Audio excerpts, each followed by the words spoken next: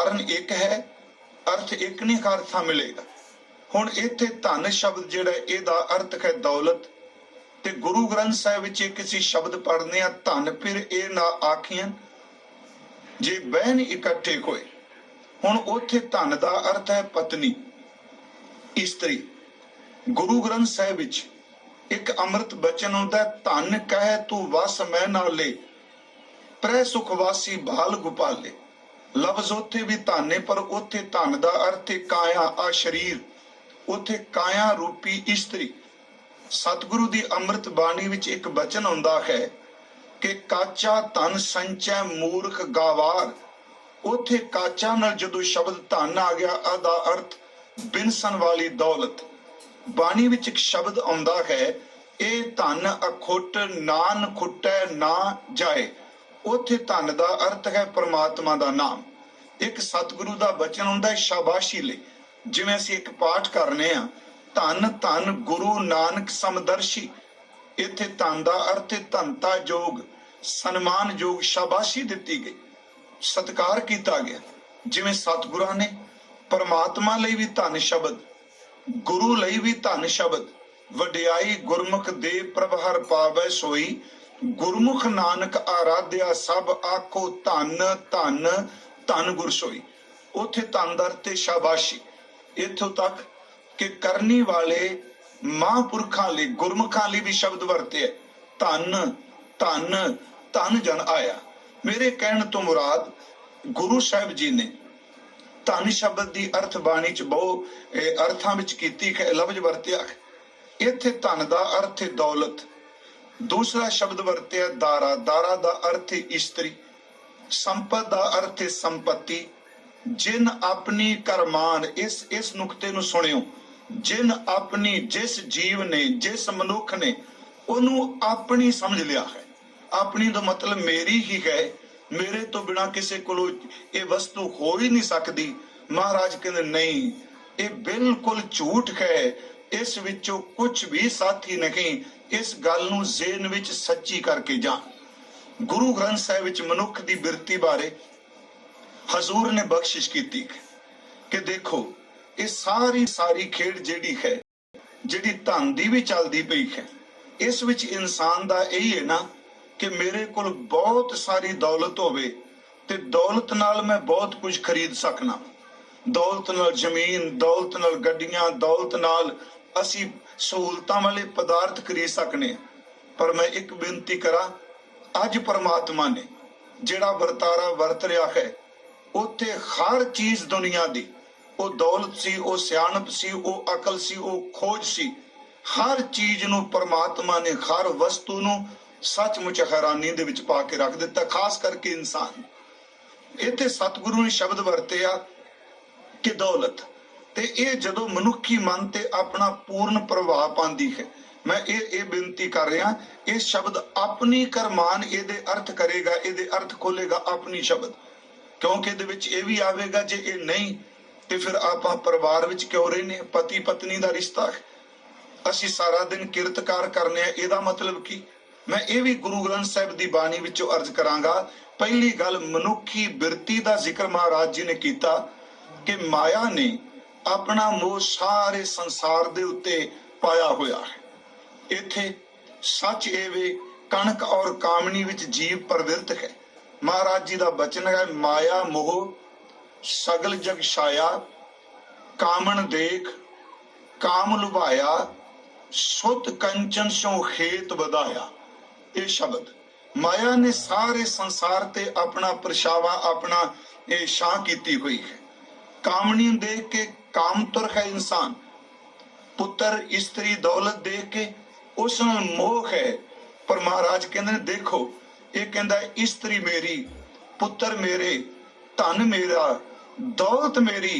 पर बाबा जी कहते ने भलिया जिहड़ा असल विच तेरा है उन्होंने कदी तू मेरा क्या ही नहीं। सतगुरु का बचन है, माया मोह सगल जग छाया, कामन दे काम लुभाया, सुत कंचन सो खेत वधाया, सब किछ अपना एक राम पराया। ये हर चीज अपनी जान ली, ये मेरी है। ते महाराज कह रहे नहीं, ये सिर्फ तेरा एक भुलेखा है, ये कुछ भी तेरा नहीं। ਜਿਵੇਂ ਸਤਿਗੁਰੂ ਗੁਰੂ ਅਰਜਨ ਦੇਵ ਜੀ ਦਾ ਬਚਨ ਹੈ, ਰਾਜ ਕਪਟੰ, ਰੂਪ ਕਪਟੰ, ਧਨ ਕਪਟੰ, ਕੁਲ ਗਰਭ ਤੈ। ਇਹ ਸ਼ਬਦ ਚਾਰ ਮਹਾਰਾਜ ਜੀ ਦੇ ਸੁਣਨ ਵਾਲੇ ਨੇ। ਰਾਜ ਕਪਟੰ, ਇੱਥੇ ਕਪਟ ਦਾ ਅਰਥ ਛਲ। ਜੇ ਤੂੰ ਕਹਿੰਦਾ ਰਾਜ ਭਾਗ ਮੇਰਾ, ਤੇ ਮਹਾਰਾਜ ਕਹਿੰਦੇ ਨੇ ਇਹ ਵੀ ਛਾਲੇ, ਇਹ ਵੀ ਕੋਈ ਜ਼ਰੂਰੀ ਨਹੀਂ ਤੇਰੇ ਕੋਲ ਹੀ ਰਹੇ। ਦੂਜੀ ਗੱਲ, ਜੇ ਤੂੰ ਸਮਝਣਾ ਰੂਪ ਮੇਰਾ ਸੁਹਾਪਣ, ਇਹ ਵੀ ਇੱਕ ਛਾਲਕ ਹੈ, ਇਹ ਵੀ ਢਲ ਜਾਣਾ ਹੈ। ਤੀਸਰਾ ਬਚਨ ਕੀਤਾ ਧਨ, ਇਹ ਵੀ ਇੱਕ ਛਾਲਕ ਹੈ। ਤੇ ਜੇ ਇਸ ਹੰਕਾਰ ਵਿੱਚ ਮੇਰੀ ਕੁਲ ਬੜੀ ਉੱਚੀ, ਤੇ ਮਹਾਰਾਜ ਕਹਿੰਦੇ ਨੇ ਇਹ ਵੀ ਛਾਲਕ ਹੈ। ਰਾਜ ਕਪਟੰ, ਰੂਪ ਕਪਟੰ, ਧਨ ਕਪਟੰ, ਕੁਲ ਗਰਭ ਤੈ। ਆਪਣੀ ਕੁਲ ਦਾ ਹੰਕਾਰ ਗਰਭ, ਇਹ ਵੀ ਕਪਟ ਹੈ। ਮਹਾਰਾਜ ਕਹਿੰਦੇ ਸਚੰਤ ਵਿਖਿਆ ਸ਼ਲੰਗ ਛਿਦਰੰਗ, ਨਾਨਕ ਬਿਨ ਹਰ ਸੰਗ ਨਾ ਚਾਲਤੇ। ਇਹ ਸ਼ਬਦ ਨੂੰ ਫਿਰ ਸੁਣਿਓ, ਸਚੰਤ ਵਿਖਿਆ, ਤੂੰ ਛਲ ਕਰਨਾ ਪਿਆ, ਕਪਟ ਕਰਨਾ ਪਿਆ, ਪਰ ਇਹ ਕੁਛ ਵੀ ਤੇਰੇ ਨਾਲ ਨਹੀਂ ਜਾਣਾ। ਮਹਾਰਾਜ ਕਹਿ ਰਹੇ ਨੇ ਕਿ ਪ੍ਰਮਾਤਮਾ ਦੇ ਨਾਮ ਤੋਂ ਬਿਨਾ ਨਹੀਂ। ਤੇ ਮਹਾਰਾਜ ਇਹ ਸੋਹਣਾ ਬੜਾ ਲੱਗਦਾ ਹੈ। ਸਤਿਗੁਰੂ ਅੱਗੇ ਉੱਤਰ ਦਿੰਦੇ ਆ, ਉਦਾਹਰਨ ਦਿੰਦੇ ਆ, ਰਾਜ ਕਪਟੰਗ, ਰੂਪ ਕਪਟੰਗ, ਧਨ ਕਪਟੰਗ, ਕੁਲ ਗਰਭ ਤੈ। ਮਹਾਰਾਜ ਕਹਿੰਦੇ ਨੇ ਸਚੰਤ ਵਿਖਿਆ ਸ਼ਲੰਗ ਛਿਦਰੰਗ, ਨਾਨਕ ਬਿਨ ਹਰ ਸੰਗ ਨਾ ਚਾਲ ਤੇ। ਅਗਲਾ ਬਚਨ ਹੈ ਪੇਖੰਦੜੋ ਕੀ ਭੁੱਲ, ਤੁਮਾ ਦਿਸਮ ਸੋਹਣਾ। ਸੱਚੀ ਮੁੱਚੀ ਤੁਮਾ ਜਿਹੜਾ ਹੈ ਉਹ ਕਿੰਨਾ ਸੋਹਣਾ ਲੱਗਦਾ, ਅੰਜ ਪ੍ਰਤੀਤ ਹੁੰਦਾ ਜਿਵੇਂ ਖਰਬੂਜੇ ਵਰਗਾ ਹੈ। ਪਰ ਮਹਾਰਾਜ ਕਹਿੰਦੇ ਨੇ ਭੜਿਆ ਤਾਂ ਕੁੜਤਨ ਨਾਲ ਹੈ। ਪੇਖੰਦੜੋ ਕੀ ਭੁੱਲ, ਤੁਮਾ ਦਿਸਮ ਸੋਹਣਾ, ਅੱਡ ਨਾ ਲਹੰਦੜੋ ਮੋਲ, ਨਾਨਕ ਸਾਥ ਨਾ ਜੁਲੀ ਮਾਇਆ। ਧੰਨ ਗੁਰੂ ਅਰਜਨ ਸਾਹਿਬ ਮਹਾਰਾਜ ਕਹਿੰਦੇ ਨੇ ਪਿਆਰਿਆ, ਇਹ ਸਾਥ ਨਿਭਣ ਵਾਲੇ ਨਹੀਂ। ਹਾਂ ਗੁਜਰਾਨ ਕਹਿਣ, ਇਹ ਚ ਕੋਈ ਦੋ ਰਾਵਾਂ ਨਹੀਂ, ਕਿਉਂਕਿ ਇੱਥੇ ਜਿਹੜਾ ਸ਼ਬਦ ਆਪਣੀ ਕਰਮਾਨ ਹੈ, ਇਹ ਗੱਲ ਸਾਡੀ ਨੂੰ ਖੋਲਦਾ ਹੈ ਕਿ ਇਹਦਾ ਮਤਲਬ ਤੂੰ ਇਹ ਕਬਜ਼ਾ ਮਤ ਕਰਕੇ ਇਹ ਮੇਰੇ ਸਾਥ ਨਿਭਣ ਵਾਲੇ ਨੇ। ਗੁਜਰਾਨ ਦਾ ਅਰਥ ਹੈ ਜਿਨ੍ਹਾਂ ਨੇ ਗੁਜ਼ਰ ਜਾਣਾ ਹੈ, ਤੇਰੇ ਨਾਲ ਸਦਾ ਨਹੀਂ ਟਿਕਣਾ। ਇੱਥੇ ਕਰਕੇ ਮਹਾਰਾਜ ਗੁਰੂ ਹਰਗੋਬਿੰਦ ਸਾਹਿਬ ਜੀ ਨੇ ਦੌਲਤ ਗੁਜਰਾਨ ਕਿਹਾ ਸੀ, ਇਸਤਰੀ ਈਮਾਨ ਕਿਹਾ ਸੀ, ਪੁੱਤਰ ਨਿਸ਼ਾਨ ਕਿਹਾ ਸੀ, ਫਕੀਰੀ ਨਾ ਹਿੰਦੂ ਨਾ ਮੁਸਲਮਾਨ ਕਿਹਾ ਸੀ। ਇਹ ਤਾਂ ਰੱਬ ਦੀ ਦਾਤ ਹੈ। ਹਜ਼ੂਰ ਸੱਚੇ ਪਾਤਸ਼ਾਹ ਕਹਿੰਦੇ ਨੇ ਭਾਈ ਮੰਨ ਲਓ ਇਹਨੂੰ ਇਕੱਠਿਆ ਕਰ ਲੈ, ਆਪਣੀ ਕਰਕੇ ਤਾਰੇ, ਤੇ ਇਹਦੇ ਵਿੱਚੋਂ ਵੈਰ ਫਿਰ ਨਿਕਲਦਾ ਹੈ। ਧੰਨ ਗੁਰੂ ਗੋਬਿੰਦ ਸਿੰਘ ਜੀ ਦਾ ਇੱਕ ਬਚਨ ਹੈ ਕਿ ਧਨ ਅਰ ਭੂਮ ਪੁਰਾਤਨ ਬੈਰਾ। ਧਨ ਦਾ ਔਰ ਜ਼ਮੀਨ ਦਾ ਇਹ ਪੁਰਾਤਨ ਸਮੇਂ ਤੋਂ ਜਿਹੜਾ ਇਹ ਵੈਰ ਚੱਲਿਆ ਆ ਰਿਹਾ ਹੈ। ਮੰਨ ਲਓ ਜਿਹੜਾ ਇਨਸਾਨ ਇਹ ਸਮਝਦਾ ਹੈ ਕਿ ਸਭ ਕੁਝ ਮੇਰਾ ਹੈ, ਇਹਨੇ ਮੇਰੇ ਨਾਲ ਨਿਭਣਾ ਹੈ, ਧੰਨ ਗੁਰੂ ਤੇਗ ਬਹਾਦਰ ਸਾਹਿਬ ਕਹਿੰਦੇ ਨੇ ਇਸ ਗੱਲ ਨੂੰ ਸੱਚ ਜਾਣ, ਇਸ ਵਿੱਚ ਨਿਭਣ ਵਾਲਾ ਨਹੀਂ। ਇੱਥੋਂ ਤੱਕ ਮੌਤ ਤੋਂ ਬਾਅਦ ਦਾ ਤਾਂ ਬਾਤ ਹੀ ਕਰੀ ਵੱਖਰੀ ਹੈ। ਇੱਥੇ ਤੇ ਜਿਉਂਦੇ ਜੀ ਲੋਕ ਸਾਥ ਛੱਡ ਜਾਂਦੇ ਆ। ਇਹ ਜਿਹਨਾਂ ਨੂੰ ਆਪਣੇ ਕਹਿੰਦੇ ਆ, ਇੱਕ ਖਿੰਨ ਲੱਗਦਾ। ਸਤਿਗੁਰਾਂ ਨੇ ਬਾਣੀ ਵਿੱਚ ਉਦਾਹਰਨਾਂ ਵੀ ਦਿੱਤੀਆਂ। ਮੈਂ ਅਕਸਰ ਬੇਨਤੀ ਕਰਨਾ ਹੁੰਨਾ ਕਿ ਜਿੰਨੇ ਆ ਪਰਛਾਵੇਂ ਨਾਲ ਤੁਰਦੇ ਆ ਨਾ, ਜਿੰਨੀ ਦੇਰ ਤੱਕ ਆਪ ਜੀ ਕੋਲ ਸੁੱਖ ਹੈ, ਦੌਲਤ ਹੈ, ਪੈਸਾ ਹੈ, ਮੈਂ ਸੰਸਾਰ ਦੀ ਗੱਲ ਕਰ ਰਿਹਾ, ਗੁਰਮੁਖ ਦੀ ਨਹੀਂ, ਸੰਤ ਦੀ ਨਹੀਂ, ਗੁਰੂ ਦੀ ਨਹੀਂ। ਸੱਚ ਇਹ ਵੇ ਬੰਦੇ ਨੂੰ ਸਮਝ ਹੀ ਉਦੋਂ ਪੈਂਦੀ ਜਦੋਂ ਸਾਰੇ ਬੰਦੇ ਸਾਥ ਛੱਡ ਜਾਂਦੇ। ਸਤਿਗੁਰਾਂ ਨੇ ਇੱਕ ਬਾਣੀ ਵਿੱਚ ਬਚਨ ਵੀ ਕਿਹਾ ਕਿ ਦੇਖੋ ਜਿੰਨੀ ਦੇਰ ਤੱਕ ਆਪਾਂ ਸੁੱਖ ਵਿੱਚ ਹਾਂ, ਜਿਨ ਆਪਣੀ ਕਰਮਾਂ ਕਿ ਇਹ ਇਸਤਰੀ, ਇਹ ਪੁੱਤਰ, ਇਹ ਪਰਿਵਾਰ, ਇਹ ਧਨ, ਇਹ ਦੌਲਤ, ਇਹ ਸਭ ਕੁਝ ਮੇਰਾ। ਸੱਚ ਜੇ ਬੰਦੇ ਦੇ ਧੁਰ ਅੰਦਰ ਰੱਬ ਦੀ ਥਾਂ ਤੇ ਇਹ ਹੀ ਫੁਰਨੇ ਪਏ ਹੁੰਦੇ ਆ ਕਿ ਮੇਰੇ ਕੋਲ ਇੰਨੀ ਤਾਕਤ, ਮੈਨੂੰ ਕਿਸੇ ਦੀ ਕੀ ਪਰਵਾਹ, ਮੇਰੇ ਪਿੱਛੇ ਇੰਨਾ ਬਲ, ਮੇਰੇ ਪਿੱਛੇ ਇੰਨੇ ਬੰਦੇ, ਮੇਰੀ ਇੰਨੀ ਦੌਲਤ, ਮੇਰਾ ਰਾਜ ਭਾਗ ਨਹੀਂ। ਪਿਆਰਿਓ ਇਹ ਗੱਲ ਚੇਤੇ ਰੱਖੋ, ਇਸ ਫੁਰਨੇ ਨੂੰ ਮਨ ਚੋਂ ਅੱਜ ਮਿਟਾ ਦਈਏ, ਹਰ ਚੀਜ਼ ਧਰੀ ਧਰਾਈ ਰਹਿ ਜਾਏਗੀ, ਇਸ ਵਿੱਚੋਂ ਕੋਈ ਵੀ ਆਪਣਾ ਨਹੀਂ। ਸਤਿਗੁਰਾਂ ਦਾ ਇੱਕ ਬਚਨ ਹੈ ਮਹਾਰਾਜ ਜੀ ਦਾ, ਹਜ਼ੂਰ ਕਹਿੰਦੇ ਆ ਕਿ ਤੁਸੀਂ ਧੁੱਪ ਵਿੱਚ ਚੱਲੋ, ਚਾਨਣ ਵਿੱਚ ਚੱਲੋ, ਤੇ ਆਪ ਜੀ ਦੇਖੋਗੇ ਜਿੰਨਾ ਆਪਾਂ ਚਾਨਣ ਵਿੱਚ ਚੱਲਾਂਗੇ ਉਨੀ ਦੇਰ ਤੱਕ ਜਿਹੜਾ ਪਰਛਾਵਾਂ ਸਾਡੇ ਤਨ ਦਾ ਸਾਡੇ ਨਾਲ ਨਾਲ ਚੱਲੇਗਾ। ਖੱਬੇ ਜਾਓ ਸੱਜੇ ਜਾਓ, ਪਰਛਾਵੇਂ ਦਾ ਸੰਬੰਧ ਸਿਰਫ ਤੇ ਸਿਰਫ ਚਾਨਣ ਦਾ ਹੈ। ਪਰਛਾਵੇਂ ਦਾ ਸੰਬੰਧ ਹਨੇਰੇ ਨਾਲ ਨਹੀਂ।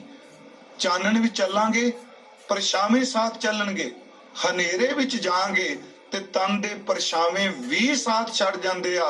ਪਿਆਰਿਓ ਧਨ ਦਾ ਚਾਨਣ ਹੋਵੇ, ਰਾਜ ਭਾਗ ਦਾ ਚਾਨਣ ਹੋਵੇ, ਇਹ ਚੀਜ਼ਾਂ ਪਰਛਾਵੇਂ ਦੀ ਤਰ੍ਹਾਂ ਲੋਕ ਨਾਲ ਤੁਰਨਗੇ। ਜਦੋਂ ਬੰਦਾ ਦੁੱਖ ਦੇ ਹਨੇਰੇ ਵਿੱਚ ਡਿੱਗਦਾ ਹੈ, ਸੱਚ ਇਹ ਵੇ ਕਿ ਉਸ ਵੇਲੇ ਹਨੇਰੇ ਵਿੱਚ ਤਾਂ ਤਨ ਦਾ ਪਰਛਾਵਾਂ ਵੀ ਸਾਥ ਚੜ ਜਾਂਦਾ ਹੈ। ਮੈਂ ਬੇਨਤੀ ਕਰਾਂ, ਸਤਿਗੁਰਾਂ ਨੇ ਇਸ ਸੰਬੰਧੀ ਇੱਕ ਬਚਨ ਕਿਹਾ ਹੈ, ਜਿਹਨੂੰ ਕਹਿਣਾ ਇਹ ਸਾਡੀ ਮੇਰੀ, ਮੈਂ ਆਪਣੀ, ਮੈਂ ਸਾਰੀ ਜ਼ਿੰਦਗੀ ਬੜੀ ਮਿਹਨਤ ਕੀਤੀ, ਇਹ ਮੇਰਾ ਸਭ ਕੁਝ ਹੈ। ਸਤਿਗੁਰਾਂ ਦਾ ਇੱਕ ਬਚਨ ਹੈ ਮਹਾਰਾਜ ਗੁਰੂ ਗੋਬਿੰਦ ਸਿੰਘ ਜੀ ਦਾ, ਕਿ ਇਨ ਮੈਂ ਕਾ ਸੰਗੀ ਨੇ ਗੁਰੂ ਤੇਗ ਬਹਾਦਰ ਸਾਹਿਬ ਦੇ ਬਚਨ ਦੀ ਵਿਆਖਿਆ ਲਈ ਹਜ਼ੂਰ ਦਾ ਇੱਕ ਸਵਈਆ ਹੈ ਕਿ ਤਉ ਤਨ ਤਿਆਗਤ ਹੀ ਸੁਣ ਰੇ ਜੜ ਪ੍ਰੇਤ ਬਖਾਨ ਤੇਰੇ ਭਜ ਜੈ ਹੈ।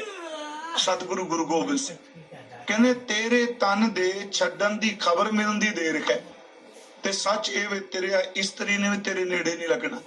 ਤਉ ਤਨ ਤਿਆਗਤ ਹੀ ਸੁਣ ਰੇ ਜੜ ਤੇਰੇ ਪ੍ਰੇਤ ਬਖਾਨ ਤੇਰੇ ਭਜ ਜੈ ਹੈ। ਪੁੱਤਰ ਕਲੱਤਰ ਸੁਮਿੱਤਰ ਸਖਾ ਇਹ ਬੇਗ ਨਕਾਰੋ ਆਇਸ ਦੇਖ ਹੈ। ਹੁਣ ਇਹ ਸ਼ਬਦ ਨੂੰ ਪੁੱਤਰ, ਇਸਤਰੀ, ਪਰਿਵਾਰ ਇੱਕੋ ਗੱਲ ਕਹਿੰਦੇ ਆ। ਹੁਣ ਜਲਦੀ ਕਰੋ, ਇਹਨੂੰ ਜ਼ਿਆਦਾ ਸਮਾਂ ਰੱਖ ਨਹੀਂ ਸਕਣਾ। ਪਰ ਅੱਜ ਦੇ ਵਰਤਾਰੇ ਨੇ ਇਹ ਵੀ ਕਹਿ ਦਿੱਤਾ ਭਲਿਓ, ਉਦੋਂ ਤਾਂ ਮ੍ਰਿਤਕ ਨੂੰ ਵੀ ਕਹਿੰਦੇ ਸਨ ਚਲੋ ਛੇਤੀ ਮੋਢਿਆਂ ਚੁੱਕ ਜਾਈਏ। ਅੱਜ ਤਾਂ ਇੰਨਾ ਸਵਾਰਥ ਹੋ ਗਿਆ, ਬੰਦਾ ਖੂਨ ਦੇ ਰਿਸ਼ਤੇ ਦੀ ਬੋਡੀ ਤੋਂ ਵੀ ਡਰ ਲੱਗਦਾ ਪਿਆ। ਮਹਾਰਾਜ ਗੁਰੂ ਗ੍ਰੰਥ ਸਾਹਿਬ ਇਹ ਸ਼ਬਦ ਕਹਿ ਕੇ ਗਏ, ਪਿਆਰਿਆ ਡਰਦੇ ਨੇ ਲੋਕ। ਤਉ ਤੁਮ ਤਿਆਗਤ ਹੀ ਸੁਣ ਰੇ ਜੜ ਪ੍ਰੇਤ ਬਖਾਨ ਤਰੇ ਭਜ ਜੈ ਹੈ।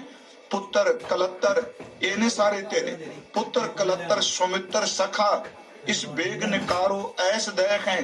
ਭੌਨ ਭੰਡਾਰ ਧਰਾਗੜ ਜੇਤਕ ਜਿੰਨੀ ਮਰਜੀ ਦੌਲਤ ਸੀ, ਛਾੜਤ ਪ੍ਰਾਣ ਬੇਗਾਨ ਕਹੇ ਗਏ। ਚੇਤਰੇ ਚੇਤ ਅਚੇਤ ਮਹਾਪਸ਼ ਅੰਤ ਕੀ ਬਾਰ ਅਕੇਲੋ ਹੀ ਜਾਏ। ਜਿਹਨੂੰ ਤੂੰ ਕਹਿ ਰਿਹਾ ਇਹ ਮੇਰਾ ਆਪਣਾ ਹੈ, ਸਤਿਗੁਰੂ ਕਹਿੰਦੇ ਨਹੀਂ, ਇਸ ਭੁਲੇਖੇ ਨੂੰ ਆਪਣੇ ਜ਼ਿਹਨ ਵਿੱਚੋਂ ਕੱਢ ਦੇ। ਉਂਝ ਸਾਨੂੰ ਗੁਰਮਤ ਦੇ ਜਿਹੜੀ ਰੋਸ਼ਨੀ ਵਿੱਚ ਸਤਿਗੁਰੂ ਨੇ ਮਿਹਰ ਕੀਤੀ। ਕਈ ਵਾਰੀ ਸਾਰੀ ਜ਼ਿੰਦਗੀ ਬੰਦਾ ਮਿਹਨਤ ਕਰਦਾ ਹੈ, ਪਰ ਯਾਦ ਰੱਖੋ ਇਹੋ ਜਿਹਾ ਪਰਿਵਾਰਾਂ ਦਾ ਸਿਸਟਮ ਹੋ ਜਾਂਦਾ ਹੈ ਕਿ ਮਿਹਨਤ ਕਰਨ ਵਾਲਾ ਮਿਹਨਤ ਕਰਦਾ ਜਾਂਦਾ ਹੈ, ਪਰ ਭੋਗਣ ਵਾਲੇ ਕੋਈ ਹੋਰ ਆ ਜਾਂਦੇ ਆ। ਉਹਨੂੰ ਭੋਗਣਾ, ਉਹਨੂੰ ਮੰਨਣਾ ਨਸੀਬ ਨਹੀਂ ਹੁੰਦਾ। ਸਤਿਗੁਰੂ ਦੇ ਘਰ ਦੇ ਮਹਾਨ ਵਿਆਖਿਆਕਾਰ ਸ਼੍ਰੀਮਾਨ ਭਾਈ ਸਾਹਿਬ ਭਾਈ ਗੁਰਦਾਸ ਸਾਹਿਬ ਜੀ ਦਾ ਇੱਕ ਬਚਨ ਹੈ, ਤੇ ਇਹ ਬਿਰਤੀ ਬਹੁਤ ਸਾਰਾ ਇਕੱਠਾ ਹੋ ਜਾਏਗਾ। ਇਹ ਇੰਨਾ ਕੁਝ ਮੇਰੇ ਕੋਲ ਹੈ, ਮੈਨੂੰ ਹੋਰ ਕੋਈ ਪਰਵਾਹ ਹੀ ਨਹੀਂ। ਉਹਨਾਂ ਨੇ ਇੱਕ ਬੜੀ ਸੋਹਣੀ ਉਦਾਹਰਨ ਦਿੱਤੀ ਹੈ। ਉਹਨਾਂ ਨੇ ਕਿਹਾ, ਦੇਖੋ ਜਿਹੜੀ ਸ਼ਹਿਦ ਦੀ ਮੱਖੀ ਹੈ, ਉਹ ਇੱਕ ਇੱਕ ਫੁੱਲ ਤੇ ਬੈਠ ਕੇ ਉਹਦੀ ਮਕਰੰਦ, ਉਹਦੀ ਸੁਗੰਧੀ ਸੀਂਚਦੀ, ਇਕੱਠਿਆਂ ਕਰਦੀ, ਉਹਨੂੰ ਇਕੱਤਰ ਕਰਦੀ, ਤੇ ਉਹ ਸਾਰੇ ਫੁੱਲਾਂ ਤੋਂ ਕਿੰਨੀ ਦੂਰੋਂ ਫੁੱਲ ਵੇਖ ਵੇਖ ਕੇ ਉਸ ਸੁਗੰਧੀ ਨੂੰ ਲਿਆ ਕੇ ਇਕੱਠਿਆਂ ਕਰਕੇ ਸ਼ਹਿਦ ਬਣਦਾ ਹੈ। ਤੇ ਉਹਦੇ ਮਨ 'ਚ ਵੀ ਹੁੰਦਾ ਵੀ ਇੰਨੀ ਮਿਹਨਤ ਕੀਤੀ ਹੈ, ਇਹ ਬਹੁਤ ਸਾਰਾ ਸ਼ਹਿਦ ਇਕੱਠਾ ਹੋ ਜਾਏਗਾ, ਤੇ ਫਿਰ ਮੈਂ ਇਸ ਸ਼ਹਿਦ ਦਾ ਆਨੰਦ ਮਾਣਾਂਗੀ, ਇਹਨੂੰ ਖਾਵਾਂਗੀ ਜਾਂ ਇਹਨੂੰ ਭੁੰਚਾਂਗੀ। ਯਾਦ ਰੱਖਿਓ, ਸ਼ਹਿਦ ਦੀ ਮੱਖੀ ਵਿਚਾਰੀ ਫੁੱਲ ਫੁੱਲ ਤੇ ਜਾ ਰਹੀ ਏ, ਪਰ ਜਿੰਨੇ ਕੱਲ ਨੂੰ ਆ ਕੇ ਸ਼ਹਿਦ ਚੋ ਕੇ ਲੈ ਕੇ ਜਾਣਾ, ਉਹ ਮੱਖੀ ਦੀ ਤਰ੍ਹਾਂ ਫੁੱਲ ਫੁੱਲ ਤੇ ਨਹੀਂ ਜਾ ਰਿਹਾ। ਮਿਹਨਤ ਮੱਖੀ ਕਰ ਰਹੀ ਹੈ, ਤੇ ਜਦੋਂ ਸ਼ਹਿਦ ਬਣ ਗਿਆ, ਪੱਕ ਗਿਆ। ਪੁਰਾਣੇ ਸਮੇਂ ਸੀ ਜੀ, ਜਦੋਂ ਕਿਤੇ ਸ਼ਹਿਦ ਪੱਕ ਜਾਂਦਾ ਸੀ, ਪਹਿਲਾਂ ਦੇਖਣਾ ਪਿੰਡਾਂ 'ਚ ਵੀ ਰੁੱਖ ਨਾ ਲੱਗਾ, ਵੇਖਣਾ ਵੀ ਆ ਅਜੇ ਸ਼ੁਰੂ ਹੋਇਆ। ਜਦੋਂ ਪਤਾ ਲੱਗਣਾ ਵੀ ਸਿਮਣ ਲੱਗ ਪਿਆ, ਤੇ ਫਿਰ ਕੀ ਕਰਦੇ ਸਨ, ਪਰਾਲੀ ਲੈ ਲੈਣੀ, ਕੱਖ ਲੈ ਕੇ ਥੱਲੇ ਅੱਗ ਬਾਲਣੀ, ਧੂੰ ਨਿਕਲਣਾ, ਤੇ ਉਸ ਧੂੰ ਨਾਲ ਮੱਖੀਆਂ ਉੱਡ ਜਾਣੀਆਂ, ਤੇ ਸ਼ਹਿਦ ਚੋ ਕੇ ਘਰ ਨੂੰ ਲੈ ਜਾਣਾ। ਪਿਆਰਿਓ, ਇਕੱਠਾ ਕਰਨ ਵਾਲੀ ਮੱਖੀ ਹੈ ਤੇ ਖਾਣ ਵਾਲਾ ਕੋਈ ਹੋਰ। ਜਿੰਨੇ ਇਕੱਠਾ ਕੀਤਾ ਉਹਦੀਆਂ ਅੱਖਾਂ 'ਚ ਧੂੰ ਪੈ ਗਿਆ, ਤੇ ਪਿਆਰਿਓ ਖਾਣ ਵਾਲਾ ਕੋਈ ਹੋਰ ਆ ਗਿਆ। ਮਹਾਰਾਜ ਭਾਈ ਸਾਹਿਬ ਕਹਿੰਦੇ ਆ, ਦੇਖਿਓ ਮਨਾ, ਸ਼ਹਿਦ ਦੀ ਮੱਖੀ ਇਕੱਠਿਆਂ ਕਰਦੀ ਏ, ਪਰ ਖਾਣ ਵੇਲੇ ਉਹਦੀਆਂ ਅੱਖਾਂ 'ਚ ਧੂੰ ਪਾ ਦਿੱਤਾ ਜਾਂਦਾ ਹੈ। ਦੂਸਰਾ ਬਚਨ ਕੀਤਾ ਕਿ ਗਾਂ ਚਰਦੀ ਹੈ। ਬਾਹਰ ਪਹਿਲਾਂ ਖੇਤਾਂ ਵਿੱਚ ਮੱਝਾਂ ਗਾਵਾਂ ਚਾਰਨ ਲਈ ਜਾਂਦੇ ਸਨ, ਉਹ ਜ਼ਮੀਨ ਤੇ ਪਏ ਕੋਈ ਘਾਹ ਨੂੰ ਆਪਣੇ ਦੰਦਾਂ ਨਾਲ ਖਿੱਚ ਖਿੱਚ ਕੇ ਪੇਟ ਭਰਦੀ ਹੈ, ਇਸ ਕਰਕੇ ਕਿ ਮੇਰਾ ਵੱਛਾ, ਮੇਰਾ ਬੱਚਾ, ਉਹਨੂੰ ਰਾਤ ਨੂੰ ਮੈਂ ਅੰਮ੍ਰਿਤ ਦੁੱਧ ਦੇ ਸਕਾਂ।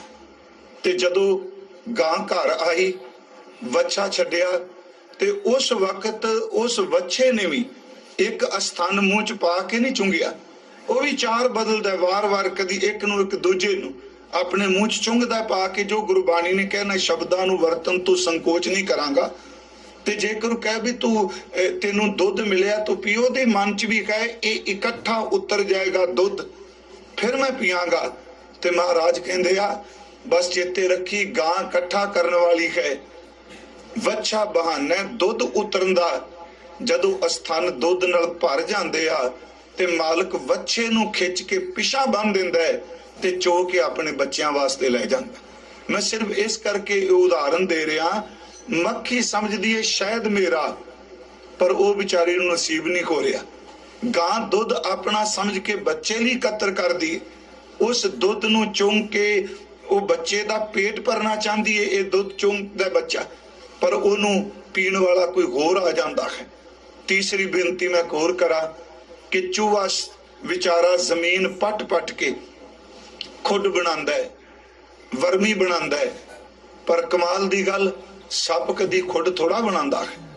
ਚੂਹਾ ਖੁੱਡ ਬਣਾ ਰਿਹਾ ਹੈ, ਸੱਪ ਆਉਂਦਾ ਉਹਨੂੰ ਮਾਰ ਕੇ ਬਾਹਰ ਕੱਢਦਾ ਹੈ, ਉਸ ਖੁੱਡ ਵਿੱਚ ਰਹਿਣ ਲੱਗ ਪੈਂਦਾ ਹੈ। ਸ਼੍ਰੀਮਾਨ ਭਾਈ ਗੁਰਦਾਸ ਸਾਹਿਬ ਇਹ ਗੱਲ ਕਹਿੰਦੇ ਆ, ਭਾਈ ਸਿੱਖਾ ਦੇਖੀ ਇਹਨੂੰ ਆਪਣੀ ਨਾ ਸਮਝੀ, ਕਿਉਂਕਿ ਮੱਖੀ ਭੁਲੇਖੇ 'ਚ ਪੈ ਗਈ, ਗਾਂ ਭੁਲੇਖੇ 'ਚ ਪੈ ਗਈ, ਚੂਹੇ ਨੂੰ ਭੁਲੇਖਾ ਪੈ ਗਿਆ। ਮਿਹਨਤ ਕਰਨ ਵਾਲੇ ਕੋਈ ਹੋ ਗਏ ਤੇ ਭੋਗਣ ਵਾਲੇ ਕੋਈ ਹੋਰ ਆ ਗਏ।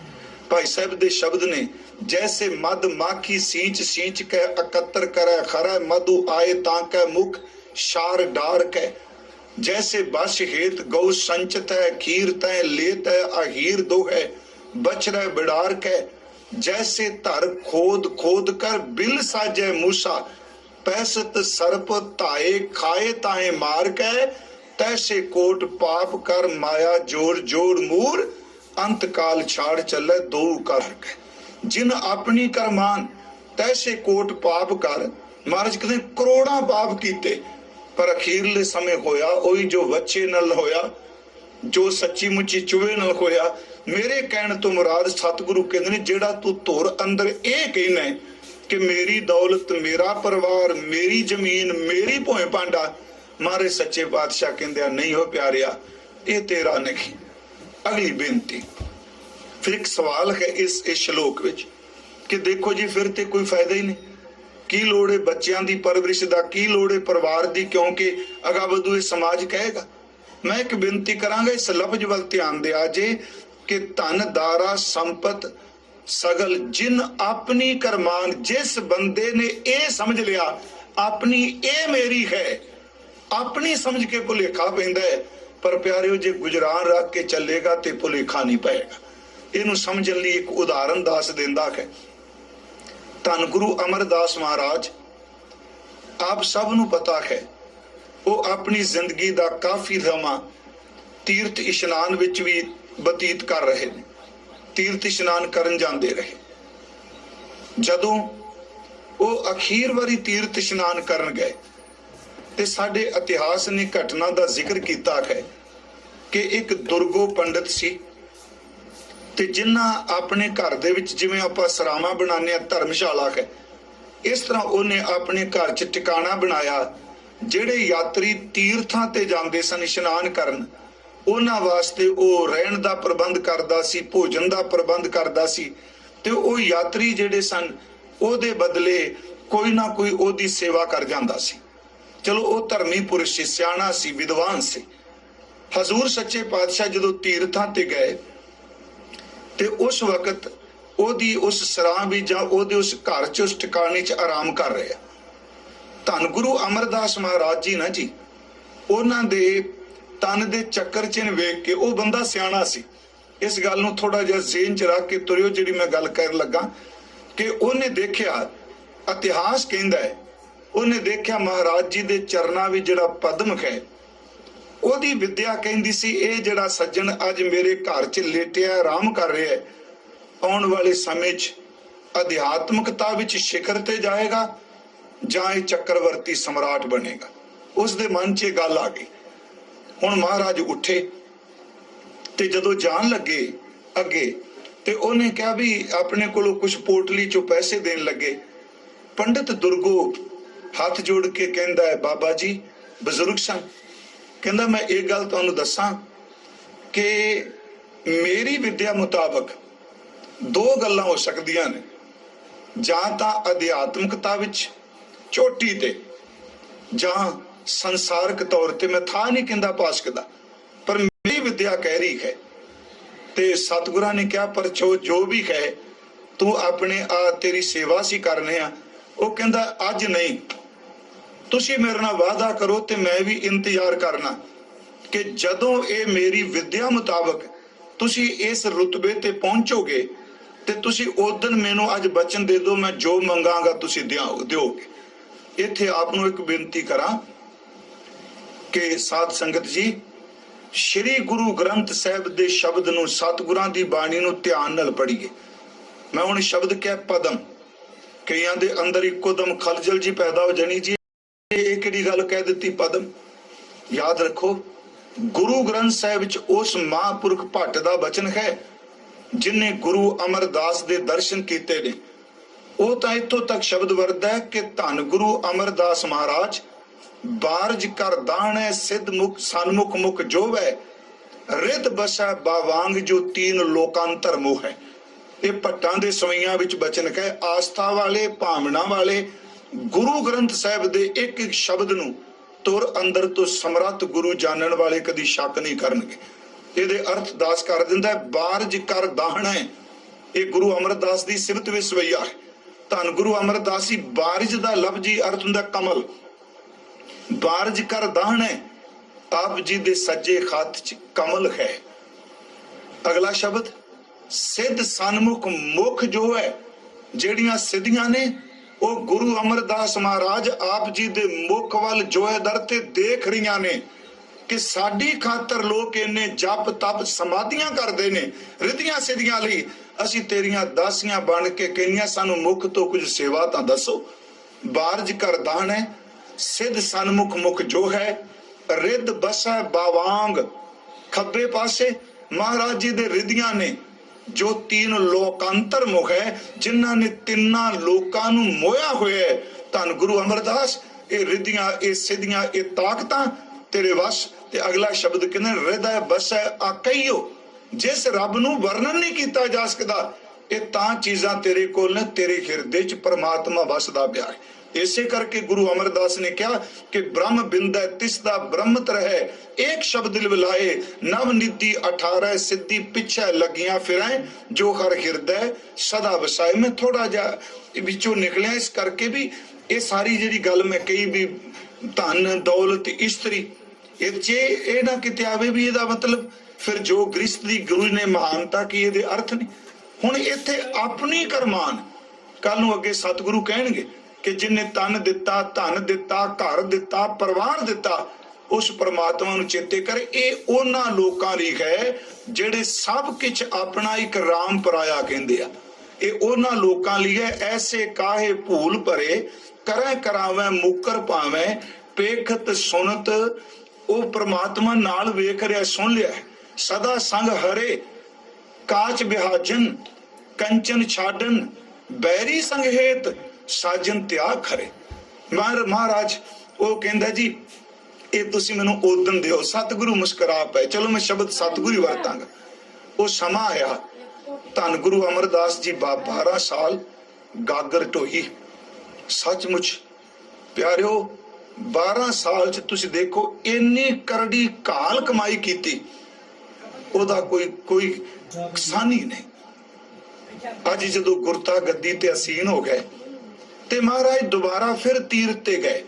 ਇਸ ਨੁਕਤੇ ਨੂੰ ਸੁਣਿਓ, ਗੁਰੂ ਰਾਮਦਾਸ ਜੀ ਨੇ ਨਾਲ ਨੇ, ਉਹਨਾਂ ਨੇ ਇਸ ਗੱਲ ਦਾ ਜ਼ਿਕਰ ਕੀਤਾ। ਤੁਖਾਰੀ ਰਾਗ ਵਿੱਚ ਉਹਨਾਂ ਕਿਹਾ ਯਮਨਾ 'ਚ ਕੀ ਹੋਇਆ, ਕੁਲਖੇਤ ਕੀ ਹੋਇਆ। ਉੱਥੇ ਇੱਕ ਸ਼ਬਦ ਵਰਤੇ ਨੇ ਤੀਰਥ ਉਦਮ ਸਤਿਗੁਰ ਕੀਆ ਸਭ ਲੋਕ ਉਦਰਨ ਅਰਥ। ਸਤਿਗੁਰਾਂ ਨੇ ਲੋਕਾਂ ਦੇ ਉਧਾਰ ਲਈ ਤੀਰਥ ਨੂੰ ਤਾਰਨ ਵਾਸਤੇ ਗੁਰੂ ਗਿਆ। ਹੁਣ ਵੇਖੋ ਖੇਡ, ਉਹ ਸੱਜਣ ਜਿਹਨੇ ਕਈ ਸਾਲ ਪਹਿਲਾਂ ਕਿਹਾ ਸੀ ਕਿ ਮੇਰੀ ਵਿਦਿਆ ਮੁਤਾਬਕ ਹੀ ਹੋਵੇਗਾ। ਸਤਿਗੁਰੂ ਗੁਰੂ ਅਮਰਦਾਸ ਜਾਂਦੇ ਨੇ ਤੇ ਇਕੱਠ ਹੁੰਦਾ ਹੈ। ਉਹ ਪੰਡਿਤ ਦੁਰਗੋ ਰਸਤੇ ਵਿੱਚ ਮਿਲਦਾ ਹੈ ਤੇ ਪੁੱਛਦਾ ਜੀ ਇਹ ਕੌਣ। ਪਤਾ ਲੱਗਦਾ ਵੀ ਧੰਨ ਗੁਰੂ ਨਾਨਕ ਸਾਹਿਬ ਮਹਾਰਾਜ, ਉਹਨਾਂ ਦੀ ਗੱਦੀ ਤੇ ਅਸੀਨ ਤੀਸਰੇ ਪਾਤਸ਼ਾਹ ਗੁਰੂ ਅਮਰਦਾਸ ਜੀ ਨੇ। ਪੰਡਿਤ ਦੁਰਗੋ ਉਸ ਇਕੱਠ ਵੱਲ ਜਾਂਦਾ ਹੈ ਤੇ ਜਦੋਂ ਸੱਚੇ ਪਾਤਸ਼ਾਹ ਧੰਨ ਗੁਰੂ ਅਮਰਦਾਸ ਮਹਾਰਾਜ ਜੀ ਦੇ ਦਰਸ਼ਨ ਕਰਦਾ ਹੈ, ਸਵਰੂਪ ਦੇਖਦਿਆਂ ਸਾਰ ਚੇਤੇ ਆ ਜਾਂਦਾ ਹੈ, ਇਹ ਤਾਂ ਉਹੀ ਮਹਾਂਪੁਰਖ ਨੇ ਜਿਨ੍ਹਾਂ ਬਾਰੇ ਮੈਂ ਸ਼ਬਦ ਪਹਿਲਾਂ ਕਹੇ ਸਾਂ। ਅੱਗੇ ਵੱਧ ਕੇ ਸਤਿਗੁਰਾਂ ਨੂੰ ਨਮਸਕਾਰ ਕਰਦਾ ਹੈ। ਮੈਂ ਬੇਨਤੀ ਜਿਹੜੀ ਕਰ ਲੱਗਾ ਵੀ ਆਪਣੀ ਕਰਮਾਨ ਨਾ ਕਰੀ, ਹਾਂ ਇਹ ਦਾਤਾਂ ਗੁਰੂ ਦਿੰਦਾ ਹੈ। ਮੱਥਾ ਟੇਕਦਾ ਹੈ ਤੇ ਸਤਿਗੁਰੂ ਜੀ ਨੂੰ ਸ਼ਬਦ ਵਰਤਦਾ ਹੈ ਕਿ ਮਹਾਰਾਜ ਜੀ ਆਪ ਜੀ ਨੇ ਮੈਨੂੰ ਪਹਿਚਾਣਿਆ। ਸਤਿਗੁਰੂ ਕਹਿੰਦੇ ਨੇ ਪਹਿਚਾਣਿਆ ਵੀ ਨਹੀਂ, ਕੇਵਲ ਪਹਿਚਾਣਿਆ ਨਹੀਂ, ਤੇਰੇ ਨਾਲ ਜਿਹੜਾ ਬਚਨ ਕੀਤਾ ਹੈ ਦੁਰਗੋ, ਜੋ ਮੰਗੇਗਾ ਤੈਨੂੰ ਮਿਲੇਗਾ। ਉਹ ਚੁੱਪ ਕਰ ਗਿਆ। ਹਜ਼ੂਰ ਕਹਿੰਦੇ ਨੇ ਉਦੋਂ ਕੇਵਲ ਥੈਲੀ ਵਿੱਚ ਦੌਲਤ ਸੀ, ਅੱਜ ਗੁਰੂ ਨਾਨਕ ਸਾਹਿਬ ਜੀ ਨੇ ਆਪਣੇ ਘਰ ਦੇ ਖਜ਼ਾਨੇ ਦੀਆਂ ਰਹਿਮਤਾਂ ਸਾਨੂੰ ਦੇ ਦਿੱਤੀਆਂ। ਇਸ ਘਰ ਦਾ ਖਜ਼ਾਨਾ ਸਾਨੂੰ ਬਖਸ਼ ਦਿੱਤਾ ਹੈ। ਸੋ ਟਿੱਕਾ ਸੋ ਬਹਿਣਾ ਸੋਈ ਦੀਵਾਨ, ਪਿਓ ਦਾਦੇ ਜੇ ਵਿਆਹ ਪੋਤਾ ਪਰਵਾਨ। ਪੰਡਤ ਦੁਰਗੋ ਚੁੱਪ ਕਰ ਗਿਆ। ਸਤਿਗੁਰੂ ਫਿਰ ਕਹਿੰਦੇ ਆ ਪੰਡਤ ਮੰਗ। ਸਾਡੇ ਇਤਿਹਾਸ ਦੇ ਬੋਲ ਨੇ।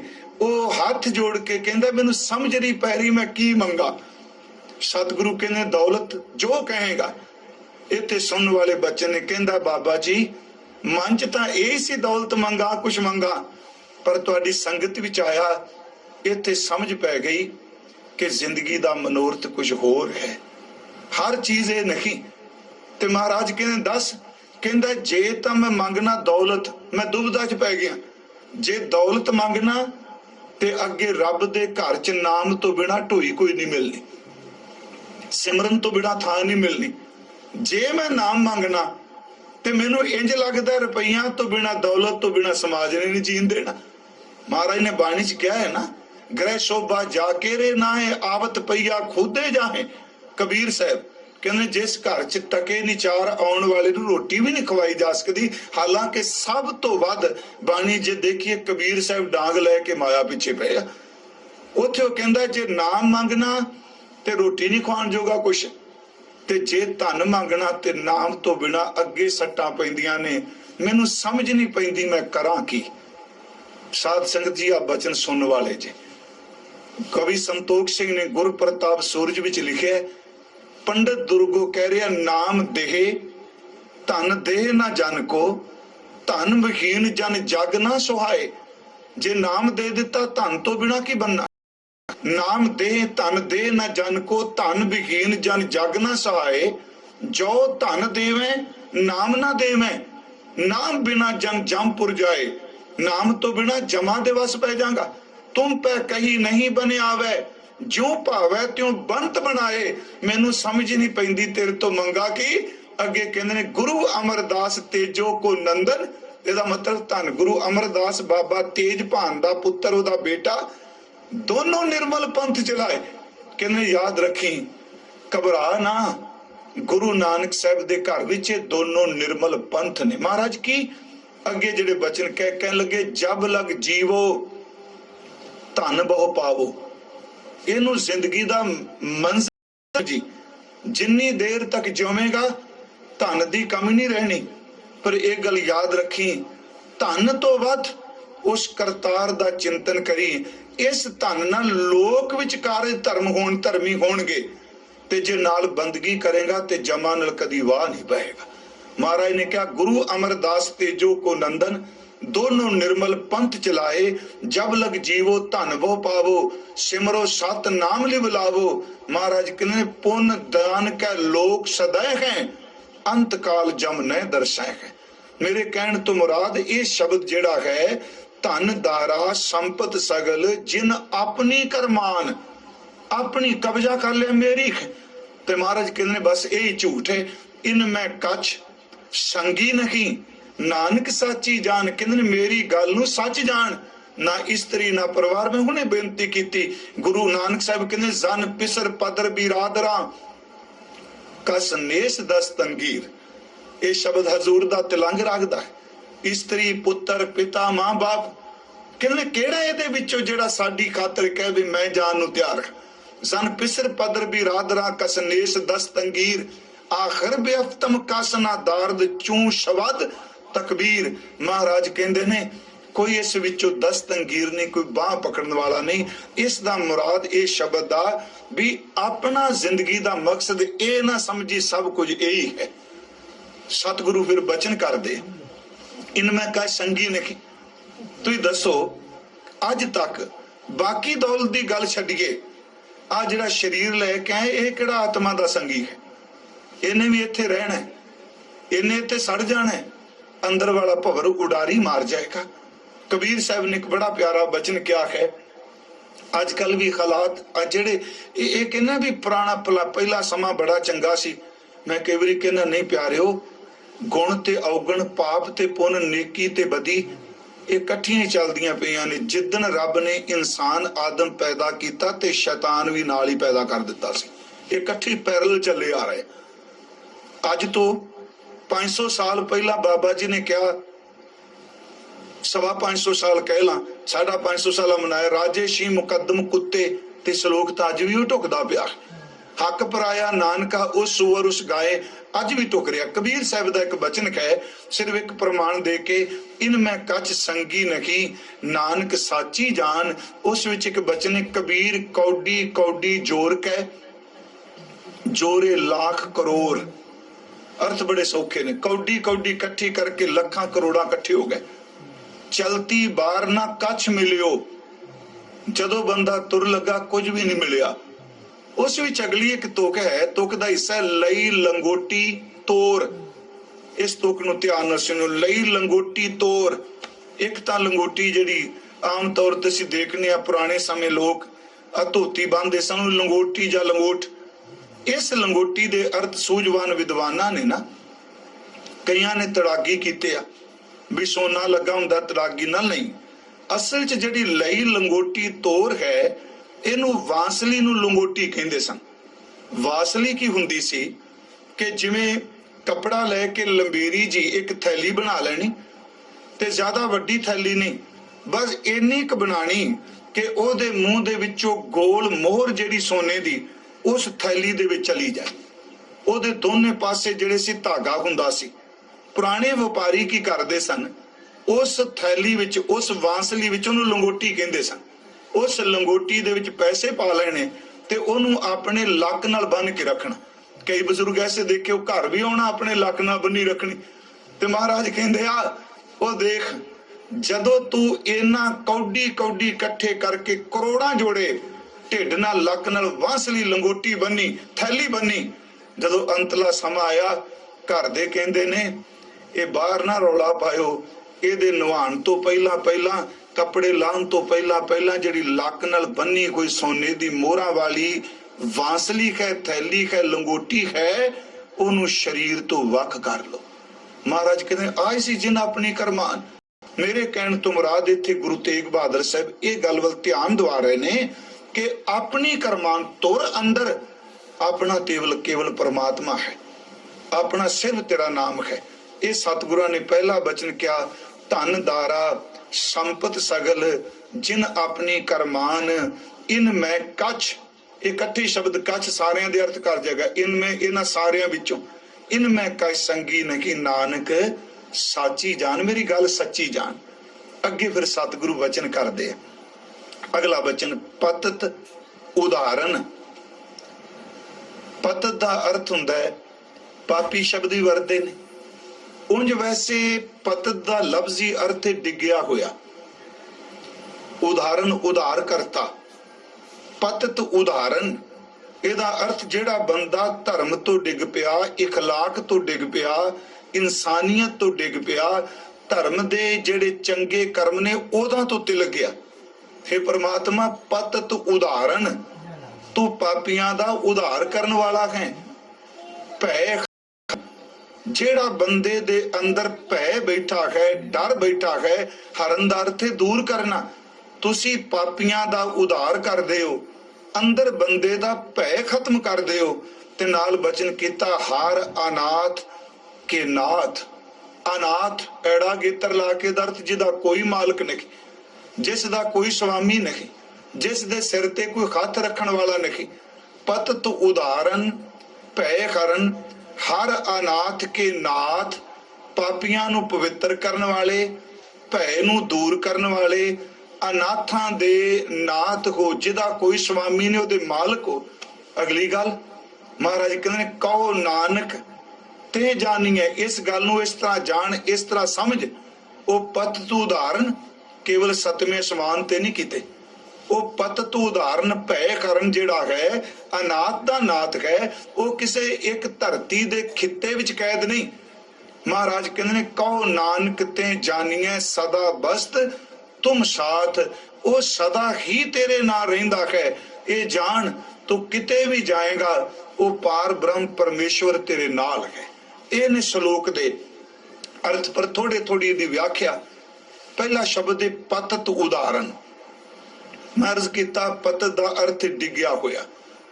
ਅੱਜ ਜਦੋਂ ਇਹ ਸ਼ਬਦ ਸ਼ਲੋਕ ਸਾਹਮਣੇ ਸੀ ਤੇ ਮਨ ਚ ਆਇਆ ਸ਼੍ਰੀ ਗੁਰੂ ਗ੍ਰੰਥ ਸਾਹਿਬ ਵਿੱਚ ਜਦੋਂ ਅਸੀਂ ਪਤਤ ਸ਼ਬਦ ਪੜ੍ਹਨੇ ਖਾਂ ਤੇ ਸਾਨੂੰ ਦੋ ਤਰ੍ਹਾਂ ਦੇ ਬਚਨ ਗੁਰੂ ਗ੍ਰੰਥ ਸਾਹਿਬ ਚੋਂ ਮਿਲਦੇ ਨੇ। ਇੱਕ ਤਾਂ ਪਤਤ ਸ਼ਬਦ ਉਹਨਾਂ ਲਈ ਹੈ ਜਿਹੜੇ ਸੱਚੀ ਮੁੱਚੀ ਜੀ ਧਰਮ ਦੇ ਜਿਹੜਾ ਸਾਨੂੰ ਦਿੱਤਾ ਧਰਮ ਨੇ ਸ਼ੁਭ ਗੁਣ ਸ਼ੁਭ ਆਚਰਣ, ਉਹਦੇ ਤੋਂ ਜਿਹੜੇ ਡਿੱਗ ਪਏ, ਉਹਦੇ ਲਈ ਵੀ ਪਤਤ ਵਰਤਿਆ।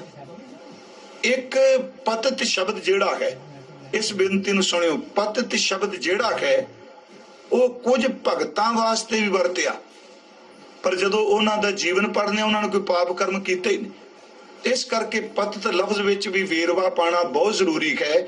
ਇੱਕ ਪਾਸੇ ਅਜਾਮਲ ਜਿਹੜਾ ਹੈ, ਗਨਕਾ ਜਿਹੜੀ ਹੈ, ਕੁਬਜਾ ਜਿਹੜੀ ਹੈ, ਇਹਨਾਂ ਲਈ ਸ਼ਬਦ ਬਾਣੀ ਚ ਵਰਤੇ ਗਿਆ ਪਤਤ। ਤੇ ਦੂਜੇ ਪਾਸੇ ਜਦੋਂ ਸਤਿਗੁਰੂ ਦੀ ਬਾਣੀ ਦਾ ਪਾਠ ਕੀਤਾ ਗਿਆ, ਸਤਿਗੁਰਾਂ ਨੇ ਇੱਕ ਸ਼ਬਦ ਭਗਤ ਰਵਿਦਾਸ ਸਾਹਿਬ ਜੀ ਲਈ ਵਰਤਿਆ, ਪਤਤ ਜਾਤ ਵਰਤਿਆ। ਪਰ ਇੱਥੇ ਮੈਂ ਆਪ ਨੂੰ ਇੱਕ ਬੇਨਤੀ ਕਰਦੇ ਹਾਂ, ਥੋੜਾ ਜਿਹਾ ਇਸ ਵੇਰਵਾ ਪਾਉਣ ਲਈ। ਗੁਰਮਤ ਵਿੱਚ ਉਹਨਾਂ ਭਗਤਾਂ ਨੇ ਪਤਤ ਕਰਮ ਨਹੀਂ ਕੋਈ ਕੀਤਾ। ਉਸ ਵਕਤ ਦੀ ਵਰਨ ਵੰਡ ਨੇ, ਉਸ ਵਕਤ ਦੇ ਸਿਸਟਮ ਨੇ ਇਹਨਾਂ ਕਮਾਈ ਵਾਲੇ ਗੁਰਮੁਖਾਂ ਮਹਾਂਪੁਰਖਾਂ ਭਗਤਾਂ ਨੂੰ ਇੱਥੋਂ ਤੱਕ ਹੈ ਇਹ ਤਾਂ ਪਤਤ ਜਾਤ ਦੇ ਨੇ। ਯਾਦ ਰੱਖਿਓ, ਉਹਨਾਂ ਦੀ ਪਤਤ ਜਾਤ ਹੈ, ਪਤਤ ਕਰਮ ਨਹੀਂ। ਤੇ ਪਤਤ ਜਾਤ ਕੇਵਲ ਉੱਚੀ ਲੋਕ ਉੱਚੀ ਕੁੱਲ ਵਾਲਿਆਂ ਨੇ ਕਹੀ, ਗੁਰਬਾਣੀ ਨੇ ਬਿਲਕੁਲ ਨਹੀਂ ਕਿਹਾ ਉਹ ਪਤਤ ਜਾਤ। ਹਾਂ, ਗੁਰਬਾਣੀ ਨੇ ਕਿਹਾ ਕਿ ਜਿਨ੍ਹਾਂ ਨੂੰ ਤੁਸੀਂ ਪਤਤ ਜਾਤ ਕਹਿੰਦੇ ਹੋ ਅੱਜ ਉਹ ਸਭ ਤੋਂ ਉੱਚੇ ਆ। ਉਹ ਅਧਿਆਤਮਕਤਾ ਤੇ ਜਿਵੇਂ ਬਾਣੀ ਚ ਇੱਕ ਬਚਨ ਹੁੰਦਾ, ਨਾਮਾ ਛੀਂਬਾ ਕਬੀਰ ਜੁਲਾਹਾ, ਗੁਰੂ ਸਾਹਿਬ ਦਾ ਬਚਨ ਹੈ। ਪੂਰੇ ਗੁਰ ਤੇ ਗਤ ਪਾਈ, ਬ੍ਰਹਮ ਕੇ ਬੇਤੇ ਸ਼ਬਦ ਪਛਾਣੈ, ਖੌਮੈ ਜਾਤ ਗਵਾਈ। ਉਹਨਾਂ ਨੂੰ ਉਸ ਵਕਤ ਦਾ ਬ੍ਰਾਹਮਣ ਤਾਂ ਕਹਿ ਰਿਹਾ ਕਿ ਇਹ ਪਤਤ ਨੇ।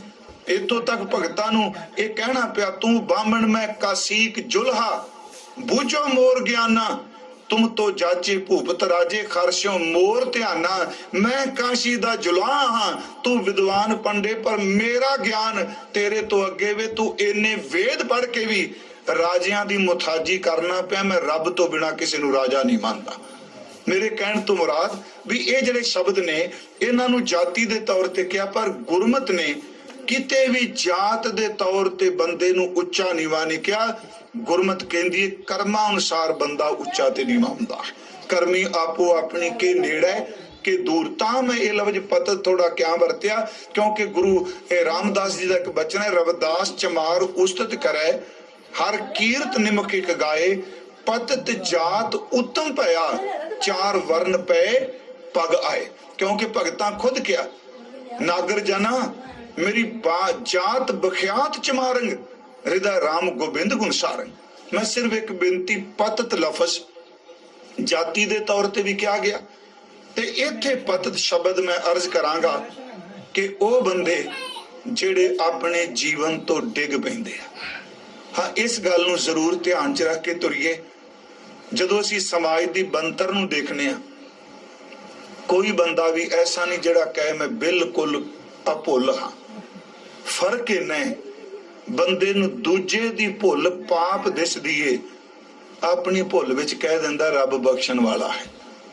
ਫਿਰ ਸੁਣਿਓ, ਦੂਜਾ ਗੁਨਾਹ ਕਰਦਾ ਤੈਨੂੰ ਕਹਿੰਦਾ ਸੂਲੀ ਟੰਗ ਦਿਓ, ਤੇ ਆਪਣੇ ਗੁਨਾਹ ਦੀ ਗੱਲ ਕਰਦਾ ਤੇ ਕਹਿੰਦਾ ਨਹੀਂ ਨਹੀਂ ਕੋਈ ਨਹੀਂ, ਜ਼ਿੰਦਗੀ 'ਚ ਕੁਝ ਹੋ ਹੀ ਜਾਂਦਾ, ਰੱਬ ਬੜਾ ਬਖਸ਼ਿੰਦ ਹੈ। ਇਹ ਰੱਬ ਦਾ ਮਿਆਰ ਦੋਗਲਾ ਥੋੜਾ ਵੀ ਤੇਰੇ ਲਈ ਹੋਰ ਤੇ ਉਹਦੇ ਲਈ ਹੋਰ। ਇੱਥੇ ਗੁਰੂ ਤੇਗ ਬਹਾਦਰ ਸਾਹਿਬ ਨੇ ਸੱਚ ਜੇ ਜਿਹੜੇ ਧਰਮ ਤੋਂ ਇਖਲਾਕ ਤੋਂ ਡਿੱਗ ਚੁੱਕੇ ਆ, ਉਹਨਾਂ ਲਈ ਵੀ ਸ਼ਬਦ ਵਰਤਿਆ ਪਤਿਤ ਉਦਾਹਰਨ। ਉਹ ਪਾਪੀਆਂ ਦਾ ਵੀ ਉਦਾਰ ਕਰਨ ਵਾਲਾ ਹੈ। ਗੁਰੂ ਗ੍ਰੰਥ ਸਾਹਿਬ ਦੀ ਬਾਣੀ 'ਚ ਵਚਨ ਹੈ।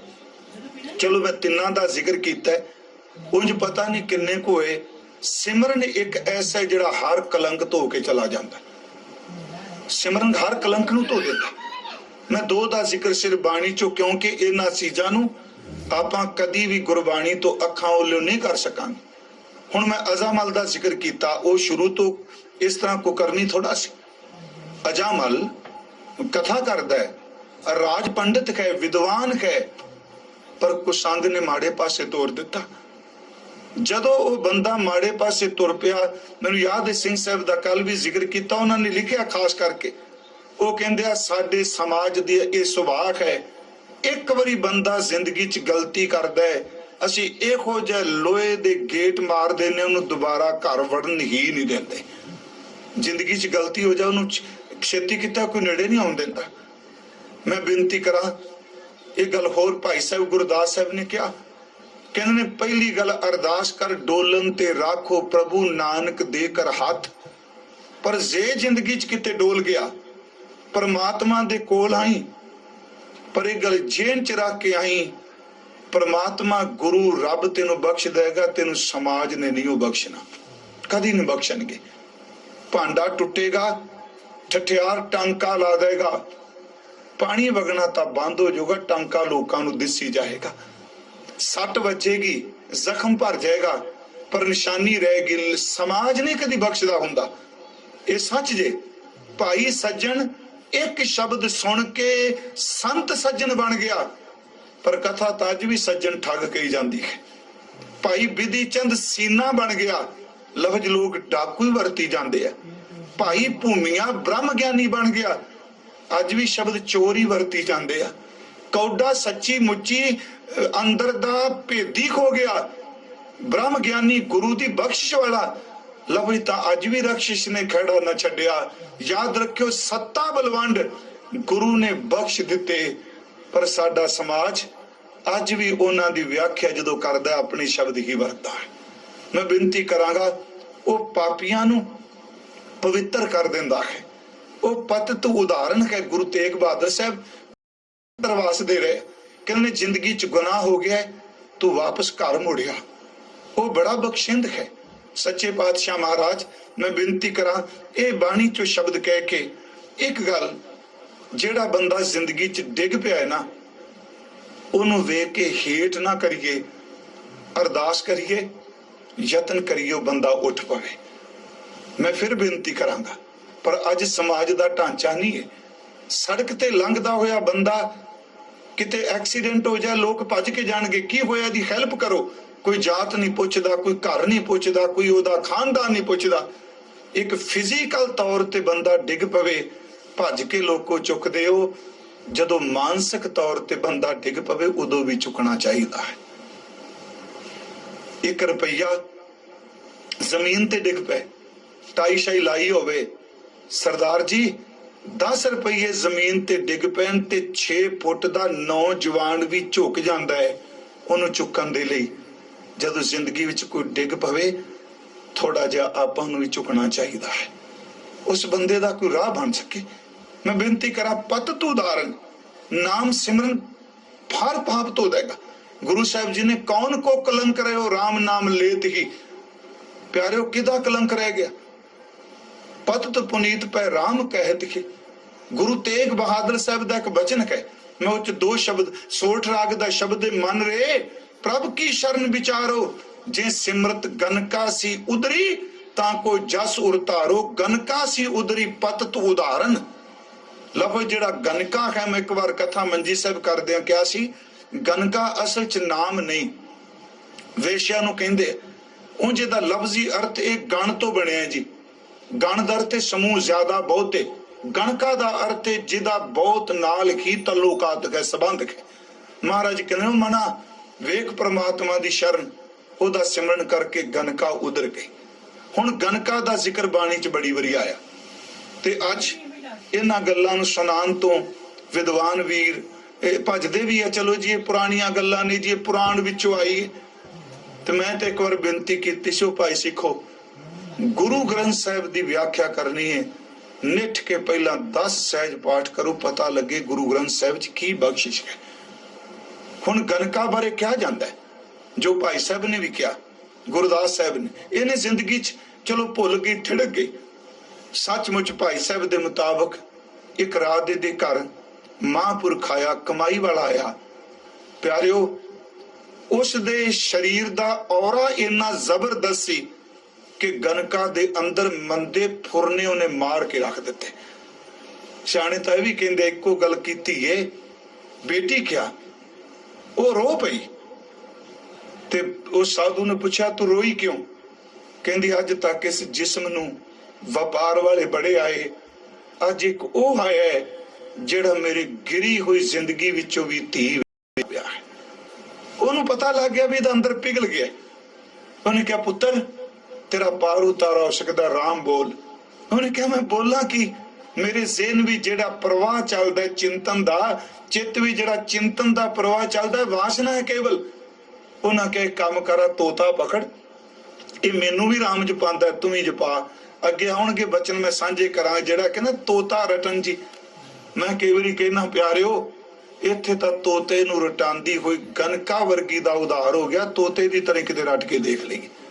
सुआ पढ़ावत गणका उतरी, सोहर नैनो की पुत्री, तोते नूं पढ़ांदिया निकल गई हो। मैं बेनती करा, भाई साहब ने लिखिया गणका पापन होए कै पापां दा गलहार परोता, महापुरख अचानचक गणका वाड़े आए खलोता, दुर्मत देख दयाल होए खतों उसनु दितोस तोता, राम नाम उपदेश कर खेल गया दे वंश होता, लिव लगी तिस तोत्यो नित पढ़ाए करे असोता, पत तु उदाहरण राम नाम दुर्मत पाप कलेवर धोता। कलेवर दा हुंदा बॉडी, परमात्मा दे नाम ने उहदे पापी शरीर नूं धो के रख दिता। महाराज कहंदे ने भाई सज्जनों कि पतत उदाहरण, वो पापियां दा पार उतारा करन वाला है। भय खरन, वो हर तरह के भय तो मुक्ति दे दिंदा है। हुण भय भी कई ने, मैं बेनती करा, निर्मल भय भी है, मैला भय भी है, दैवी भय भी है, दीनी भय भी है, दुनियावी भय भी है। अगे आवेगा भय काहू को देतन, पर वो हर तरह के भय तो मुक्त कर दिंदा है। पतत उदाहरण भय खरन, प्यारिओ हर अनाथ के नाथ, जिदा कोई भी नहीं ना प्यारिओ, ओदा स्वामी ओदा नाथ परमात्मा है। कहो नानक ते जानिए सदा पस तुम साथ, ओ अनाथां दा नाथ है। साडे इतिहास विच है पटियाला, जींद, नाभा, ये रियासतां कित्थों बणीਆਂ? कदी 2 बच्चे फूल ते संदली चाचा लेके आया, गुरु हरराय साहब दे सामने ढिड पेट खड़कांदे आए ते महाराज जी ने पूछा बच्चे किदे? कहंदे मेरे भतीजे ने। दाता मेरे भरा भरजाई दी मौत हो गई, तेरे दर तो रोटी मंगण आया। गुरु साहब कहंदे आ जिन्हां दा कोई नहीं, इन्हां दी औलाद दे घोड़े जमुना तक पानी पीणगे।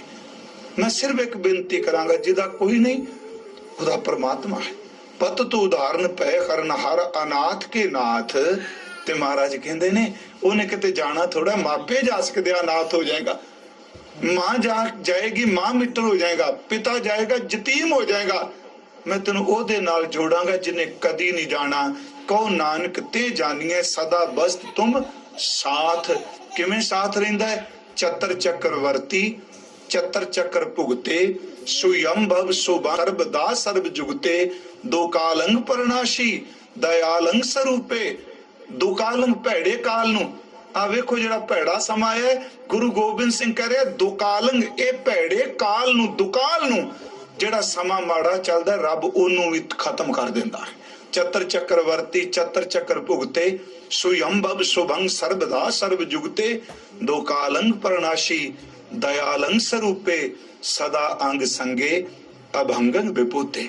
इस श्लोक विच महाराज जी ने मैं थोड़ा जिहा जोर पतत उदाहरण ते दिता है, क्योंकि परमात्मा बख्शदा है। इकबाल कहंदा है फिर शानी करीमी के हौसले देखे, गुनाहगार जो कह दे गुनाहगार हूं मैं, तड़प के शाने करीमी ने ले लिया बोसा, कहा जो सर को झुका कर के गुनाहगार हूं मैं। मेरा गुरु कहंदा है जिस पापी को मिले ना ढोई, शरण आवे ता निर्मल होई। ਸੱਚੀ ਮੁੱਚੀ ਭਾਈ ਸੱਤਾ ਬਲਵੰਡ ਭੁੱਲ ਗਏ। ਜਦੋਂ ਵਾਪਸ ਆਏ ਕਿੱਡੀ ਵੱਡੀ ਬਖਸ਼ਿਸ਼ ਹੈ, ਜਦੋਂ ਗਏ ਫਿੱਟ ਗਏ, ਪਰ ਜਦੋਂ ਵਾਪਸ ਆਏ ਇਹਨਾਂ ਘੁੱਟ ਕੇ ਗਲੇ ਨਾਲ ਲਾਇਆ। ਪਹਿਲਾਂ ਬਾਣੀ ਦੇ ਕੀਰਤਨੀਏ ਸਨ, ਗੁਰੂ ਨੇ ਗਲੇ ਨਾਲ ਲਾ ਕੇ ਨਾ ਧੋ ਦਿੱਤਾ, ਬਾਣੀ ਦੇ ਉਚਾਰਨ ਕਰਤਾ ਬਣਾ ਕੇ ਰੱਖ ਦਿੱਤਾ। ਐਸਾ ਦੀਨ ਦਿਆਲ ਹੈ ਮੇਰਾ ਸਤਿਗੁਰੂ। ਇੰਨੀਆਂ ਕੁ ਬੇਨਤੀਆਂ ਅੱਜ ਸਵੀਕਾਰ ਕਰਿਓ।